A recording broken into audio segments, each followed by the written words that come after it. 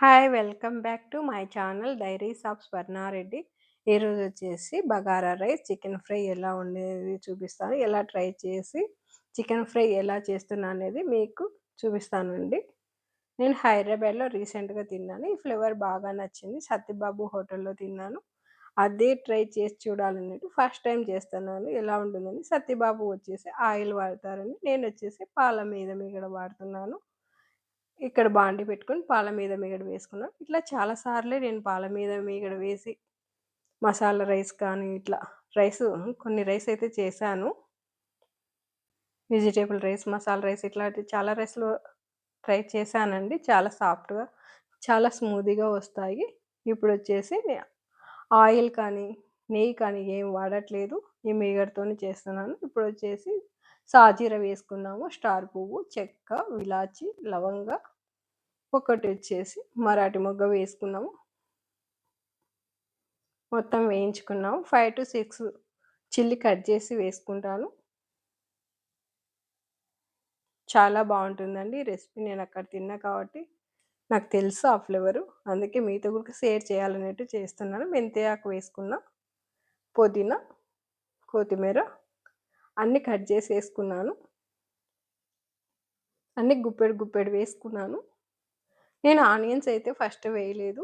అది బు ఆనియన్స్ వచ్చేసి బ్రౌన్ రెడ్ కలర్‌లో ఉంటాయి కదా! వేయించడం వల్ల ఆ కలర్ అనేది డిమ్ అయిపోతుందనేసి నేను వేయించలేదండి. తర్వాత వేసుకుంటాను. ఇప్పుడొచ్చేసి అల్లం వెల్లుల్లి పేస్ట్ వేసుకుంటున్నాను. వేసుకున్న తర్వాత ఫ్రెష్‌గానే చేసుకుంటే ఎప్పుడైనా అల్లం వెల్లుల్లి పేస్ట్ నేను అప్పటికప్పుడే ముందే చేసి పెట్టుకోను. నాకు ఈ ఫ్లేవర్ అంటేనే చాలా బాగా ఇష్టము. ఇప్పుడొచ్చేసి ఆనియన్స్ వేసి కూడా వేయించుకున్నాము. చాలా సాఫ్ట్‌గా అయిపోతాయి. స్టవ్ వచ్చేసి నేను మీడియం ఫ్లేమ్‌లోనే పెట్టేసుకుంటా. ఇప్పుడు చూడండి చాలా సాఫ్ట్‌గా అయిపోయినాయి కదా! ఇప్పుడొచ్చేసి రైస్ 2 టైమ్స్ కడిగి పక్కన పెట్టుకున్న.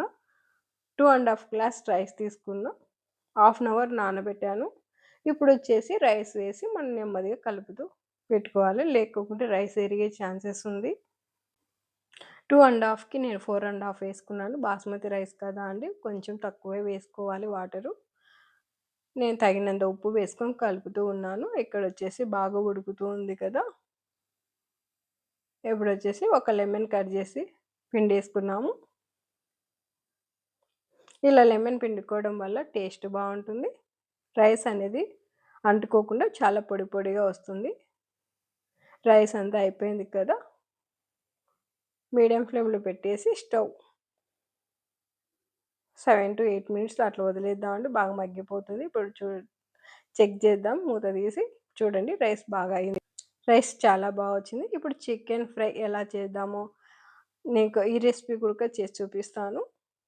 చికెన్ వచ్చేసి 2 టైమ్స్ ఉప్పేసి కడిగి పక్కన పెట్టుకున్నాము. కడిగి పెట్టిన తర్వాత ఒక బాండీ పెట్టేసి చికెన్ వేసి అందులో నేను కొంచెం ఉప్పు వేసి చికెన్‌లో ఉండే వాటర్‌తోనే ఉడికిస్తాను. స్టవ్ వచ్చేసి మీడియం ఫ్లేమ్‌లో పెట్టేస్తాను. అట్లే ఉడికిస్తాను వాటర్ ఇంకిపోయేంత వరకు. ఇక్కడొచ్చేసి బాండీ పెట్టేసి మసాలా ఇంగ్రీడియెంట్స్ ఏమేం కావాలో వేసేసుకున్నాము. 1 ½ స్పూన్ ధనియా వేశాను. చెక్క, మరాఠీ మొగ్గ, లవంగాలు, ఇలాచి, మిరియాలు, రాతి పువ్వు వేసుకొని ఇవన్నీ వేయించుకున్నామండి. అరోమా వచ్చేంత వరకు. ఇలా వేయించుకున్న తర్వాత మిక్సీ పట్టేసుకున్నాం. కొంచెం గరుగ్గానే ఉండాలి. పంటి కింద పడితేనే ఆ ఫ్లేవర్ వేరేలా ఉంటుంది. ఇప్పుడు బాండీ పెట్టుకొని ఆయిల్ వేసుకున్నాము.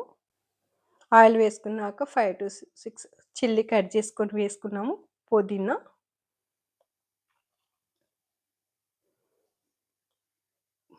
ఇప్పుడు గుప్పెడు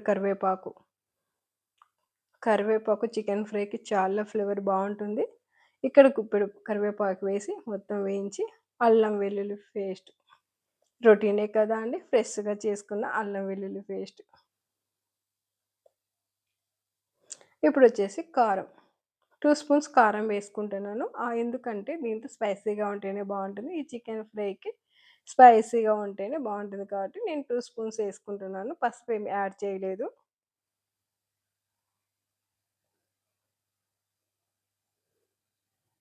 బాగా కదుపుతూ వేయించుకోవాలి.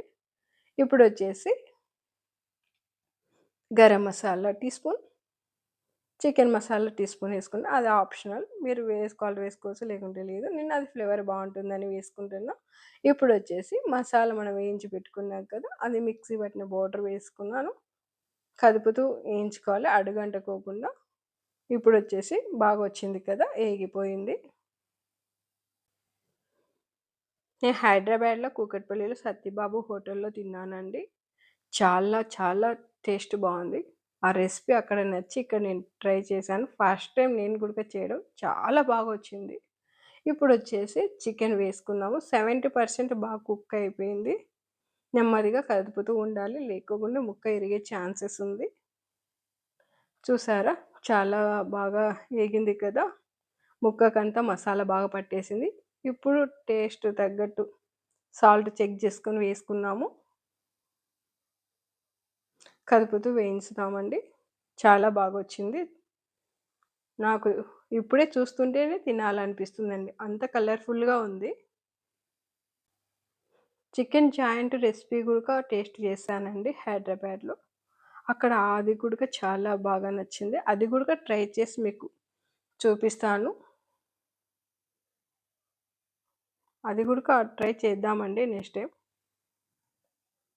లాస్ట్ ఇప్పుడు కొత్తిమీర కట్ చేసేసుకున్నాము. ఫైనల్‌గా బాగొచ్చింది కదా! చాలా బాగొచ్చిందండి. ఫస్ట్ టైమ్ చేసినాను. ఇంత బాగొస్తుందని కూడా అనుకోలేదు. మీరు కూడా ఒకసారి ట్రై చేసి చూడండి. ముక్కయితే రెడ్‌గా అయిపోయింది. మసాలా పట్టేసింది. చికెన్ ఫ్రై అదరహో అని కూడా చెప్పుకోవచ్చు. అంత కలర్‌ఫుల్‌గా ఉంది. ఇప్పుడొచ్చేసి మనం టేస్ట్ గూడా చూసేద్దాం. ఇప్పుడు రైస్ పెట్టుకొని, అందులోకి చికెన్ వేసుకొని, కదుపుతూ చూడండి ముక్క ఎంత సాఫ్ట్‌గా ఎంత బావుందో. చాలా టేస్టీగా సూపర్‌గా ఉందండి.